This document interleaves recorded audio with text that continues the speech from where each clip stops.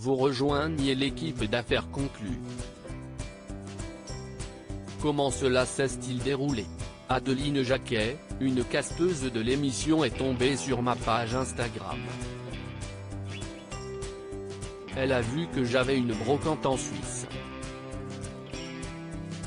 Je lui ai fait un message vocal et elle a vu que j'avais l'accent québécois. Petit à petit on a écnagé et on a fait un entretien. De fil en aiguille on m'a proposé de faire cette première journée de tournage. Étiez-vous familière de l'émission avant de la rejoindre?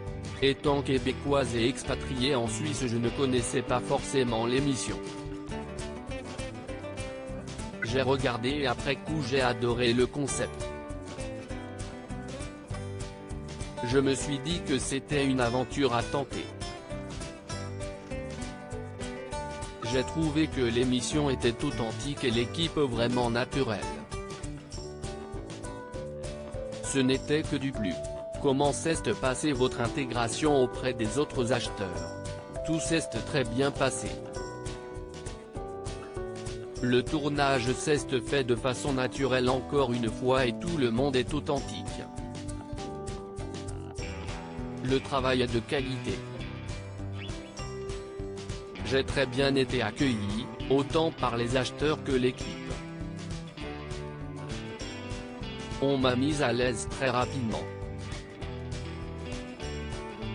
Moi qui n'avais jamais fait de télé, j'ai trouvé cette expérience vraiment intéressante. Avec qui vous entendez-vous le plus? Je n'ai tourné qu'avec 4 acheteurs, donc si est difficile de faire un choix. Il y a des affinités relationnelles mais aussi de corps de métier. Moi je suis brocanteuse en ligne avec une clientèle assez jeune, du coup je me suis rapproché d'Anne-Catherine Verweerd.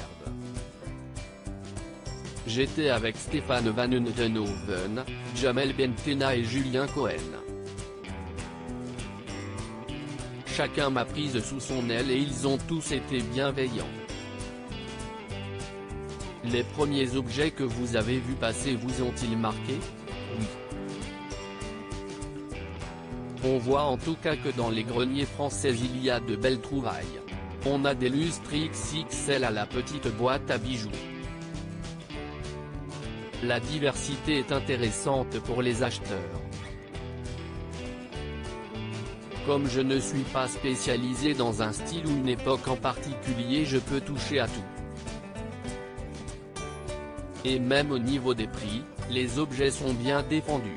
Pouvez-vous nous parler de votre premier achat? Si est une rocking chair en bois et ganache.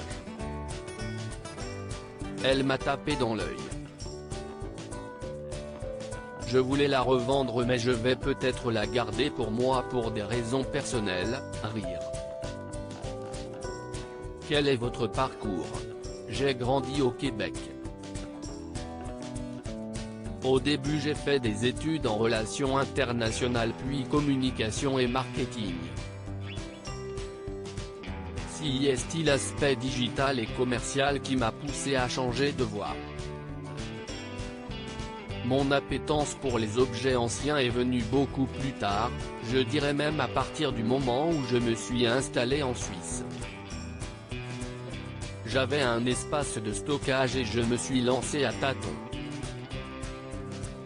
Il y avait vraiment un marché en Suisse qui était en train de se développer, alors j'ai sauté sur l'occasion. Vous avez démarré en ligne.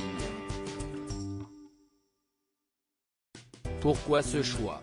Je voulais toucher une clientèle jeune. C'était aussi une question de confort car je peux faire un accompagnement personnalisé. Attendez-vous quelque chose de cette émission? L'idée est de faire connaître la brocante. Avec la vie des objets, si est aussi l'occasion de faire connaître des artisans locaux. Pour combien de saisons avez-vous signé? Si l'expérience est concluante et que les téléspectateurs sont au rendez-vous, ce sera à discuter avec les grands patrons, mais je serai évidemment partante pour revenir.